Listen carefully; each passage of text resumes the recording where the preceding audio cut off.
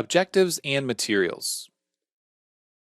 In this video, we'll define generative study objectives, materials, and we'll solve a generative study. In Fusion 360, let's carry on with our generative faucet. At this point, we have our starting shape, our obstacles, and our preserves. So let's get started by defining our design conditions and the materials.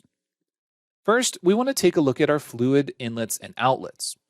It's important to note with fluid flow in generative design, the outlet can only have a single selection, but we can have multiple inlets. The outlet is going to need to be a pressure, and it's going to need to be set to 0 because we're looking at a 0 pressure drop. When we select our inlet and outlet geometry, we want to use the external face of our preserves. So in this case, for our outlet pressure, we actually selected the inside, and this will cause problems in our results that we'll see later on when we explore. For our inlets, however, we can look at a flow rate or a flow velocity.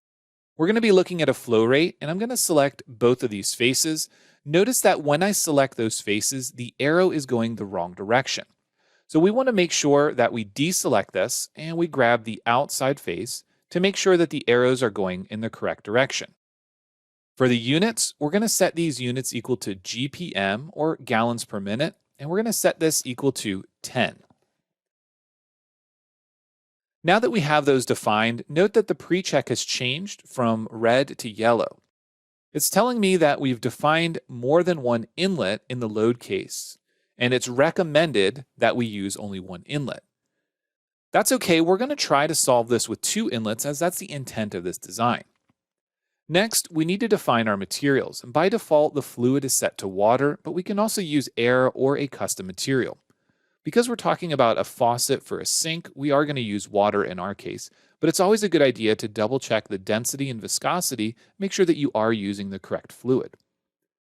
Now that we have our inlets and outlets defined, our starting shape as well as the obstacles, and we've also taken a look at double checking our material, let's double check our objectives.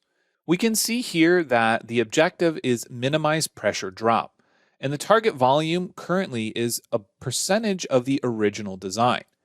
Now, we're not too worried about reducing the percentage of the starting volume, so we can actually increase this number if we wish. I'm going to set it to 50% and say OK. From here, if we wish, we can go into Generate, but note this will require 33 cloud credits. If there's any problems with the study and the study does fail to solve, the cloud credits will be refunded. And also it's important to note, unlike a structural generative design study, we don't have multiple manufacturing methods or multiple materials. We're not really looking at manufacturing, we're only looking at the ideal fluid flow path for the least pressure drop.